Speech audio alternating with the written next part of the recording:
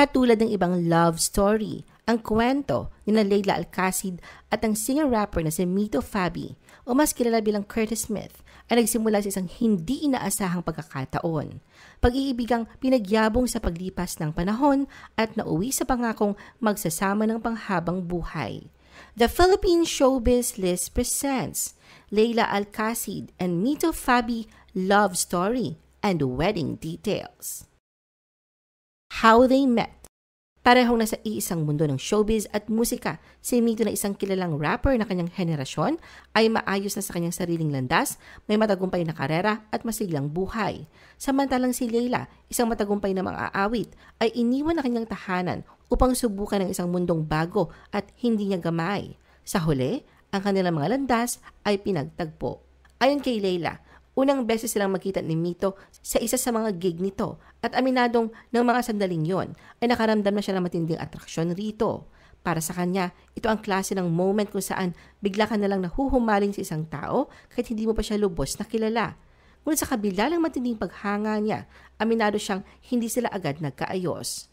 Pakiramdam daw niya napakaikli ng oras na kanilang pinagsaluhan at isa lamang ang kanilang naging usapan. Napaisip pa siya na baka inakala ni Mito na kakaiba siya.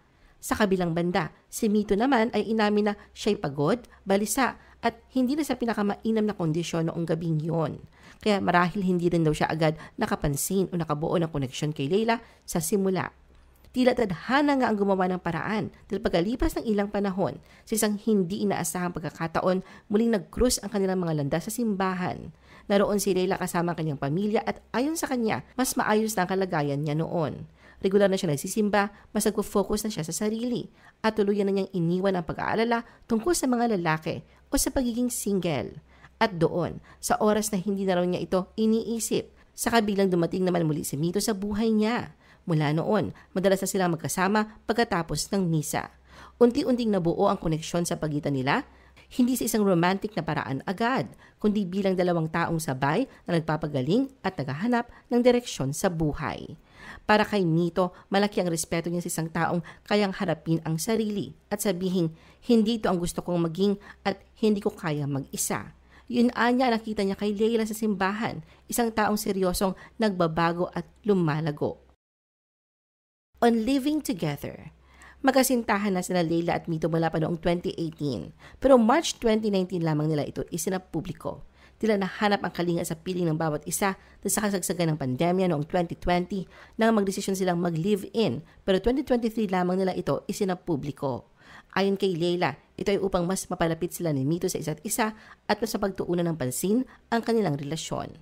Bagamat naging masaya sila sa desisyong ito, ibinahagi ni Ogie Alcacid, ama ni Leila, ang pagtutol niya nung una sa kagustuhan ni Leila na magsama sila ni Mito bago ang kasal. Aminado siya na hindi niya agad ito tinanggap. Ikinagulat at ikinasamangaraw ng loob niya ang hakbang na ito ng dalawa, lalo na't hindi siya naabisuhan ng maaga.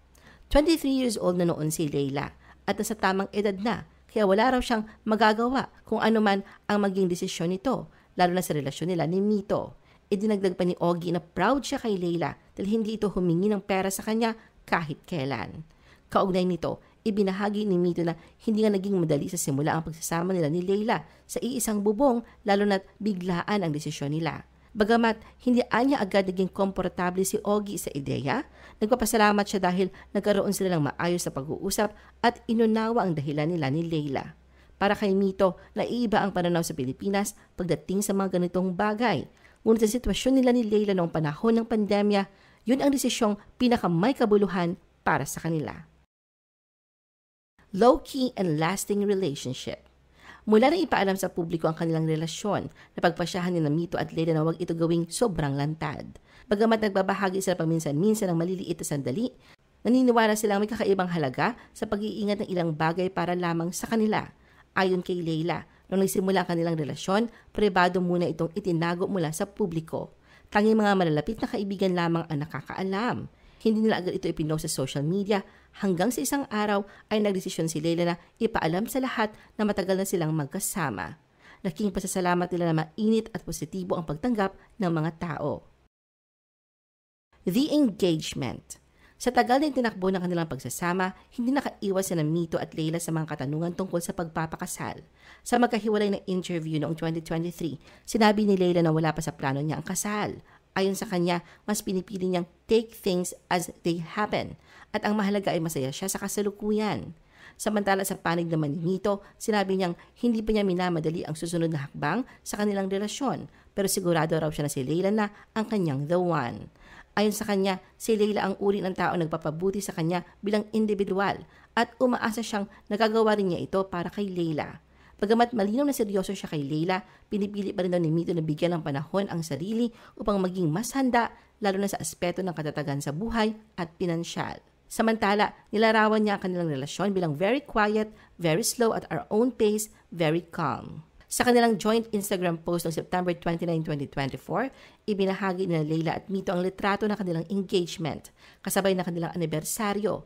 Makikita sa post ang ilan sa sweet photos ng dalawa, kabilang na ang larawan ng kanilang kamay ni Leila na may suot na diamond engagement ring na may caption na The Most Special Anniversary Gift. Noong January 2025, nagdaos na Leila at Mito ng tradisyonal na pamamanhikan kasama ang kanilang mga pamilya. Sa Instagram, ibinahagi ni Ogie Alcacid ang kagalakan na dulot ng okasyong ito. Ayon sa kanya, ang gabi ay puno ng emosyon at pasasalamat sa Diyos sa pagkakaroon ng pagkakataong magsasama-sama ang kanilang mga pamilya upang ipagdiwang ang pagmamahalan ni Leila at Mito. Kasama sa okasyon ang stepmother ni Leila na si Regine Velasquez. Ikinuwento ni Regine na naging masaya at makabuluhan ang pagtitipon kung saan nagkaroon pa sila ng pagkakataong umawit ni Ogie para sa lahat ng bisita. Dumalaw rin sa pamamanhikan ang ina ni Leila na si Michelle Van Amerin, dumating pa mula sa Australia. The Wedding. Ang pagsasama ni Leila at Mito ay nabasbasan nitong May 29, 2025 sa pamamagitan ng intimate garden wedding na ginanap sa Sydney, Australia. Dumalo ang mga bisita na nakasuot ng soft pastels at floral outfits na nagbigay ng eleganteng spring vibe sa okasyon. Si Leila naman ay namukod tangi sa kanyang off-white figure-hugging dress na may draped details at cape train. Ang minimalist, ngunit elegante niyang kasuotan ay likha ng kilalang Filipino fashion designer na si Martin Bautista. Sa Instagram post ni Mito, binida niya ang ilang sweet wedding photos ni Leila, kalakip ang caption na, Ohana, araw-gabi for life, thank you for your well wishes, mabuhay ang bagong kasal. Samantala isang proud father, sa magkakasunod na post ni Ogie, makikita ang ilang kaganapan sa kasal, kabilang na rito ang kuhang larawan ng newlyweds sa reception.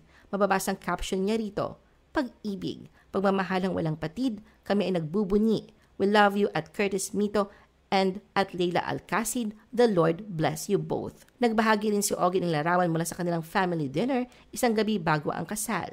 Makikita sa mga larawan sina Regine Velasquez, ang ina ni Leila na si Michelle Van Amerin, ang kanyang stepdad na si Mark Morrow, at ang mga kapatid niyang sina Sarah at Nate. Habang binabati ng lahat sina Mito at Leila para sa kanilang bagong yugto, ibinahagi ni Ogie ang isa sa mga pinakamatamis at makabuluhang detalye ng kasal. Magkasama nilang inihatid ni Mark si Leila sa altar na tinawag niya na fatherhood.